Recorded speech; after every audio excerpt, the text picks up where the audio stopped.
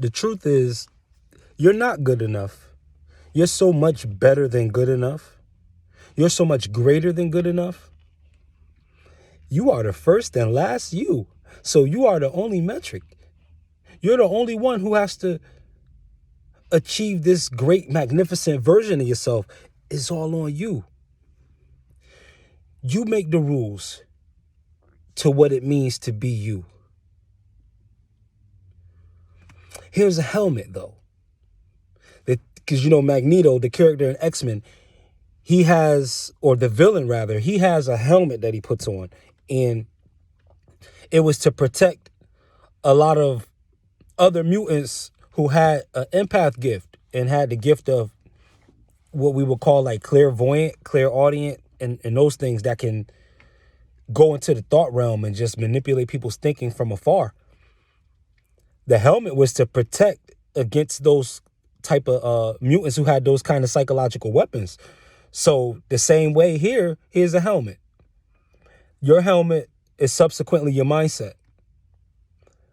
In a world where privacy is under threat, put yourself in the mindset where you're never ashamed of anything you do, even in secret.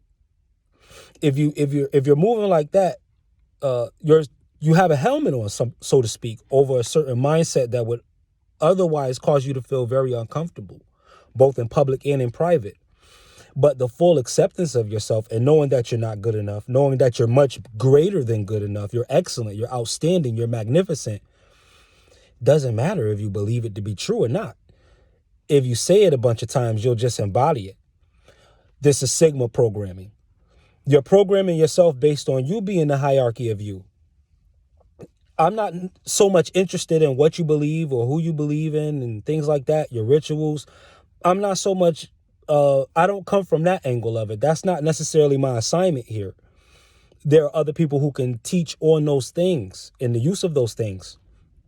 Again, I'm just a mentalist. I'm a social reverse engineer. I'm bringing the programming back to the people. I'm putting your programming in your own hands. Not me literally, but my assignment is to do that and draw the consciousness of the collective toward that again. And if things resonate on a societal level, then hey, we end up building society again. But it's probably going to take a new set of thoughts, though. Just our general way of thinking. It's probably going to take a new set of those, though. So it's worth experimenting to take simple concepts and break them down, to look at some of the things in society that may be deemed very ugly, and not to condone the acts if they are indeed to cause harm, but to look at concepts and symbols and imagery and always point it to something positive, always being willing to redefine it so that it can edify all who hear it. No matter what the symbol is, to take it and redefine it to mean something purposeful for you that involves harm of neither yourself nor others. That is what I am as a Sigma programmer. I'm just here to repaint the world. And I'm possibly bringing a new universe or a new dimension into this experience. And that's okay. I can dig it. I'm all for that. I like the metaphysical stuff.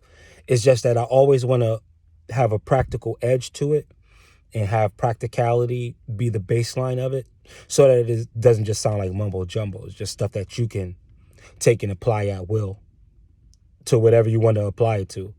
I'm not here to offer dictates. I'm not here to offer mandates. I'm just here to set a new date for the beginning of whatever this Sigmaverse is that I bring, whatever this collection of videos and songs, whatever this is, that's what I'm bringing. That's what I offer. Do I want to succeed from it monetarily? Absolutely. I accept donations of any size. Even a thumbs up is considered a donation to me.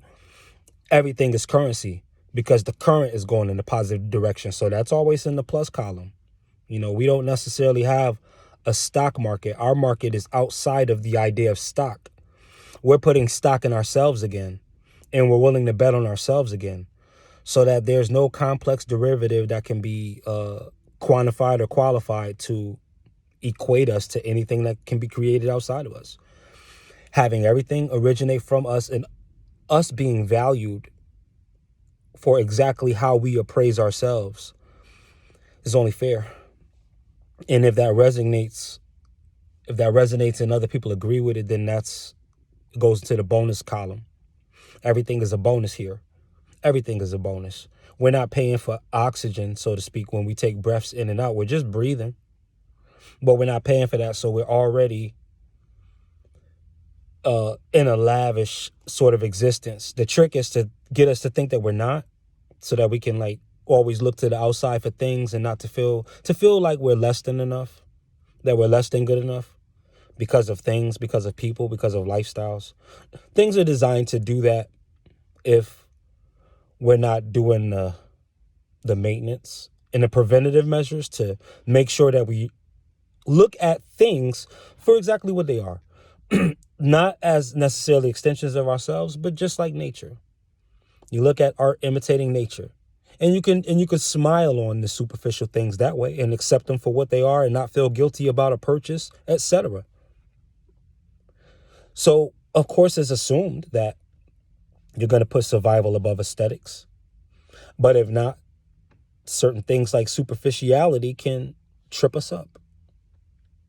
So that's a helmet. Again, another helmet. Put a helmet on it. Your time is your wealth. The time that you have, you don't know how much time you have, so none of us know how much wealth we have, really, if we don't know how much time we have. And if time is an illusion, then that means everybody's rich.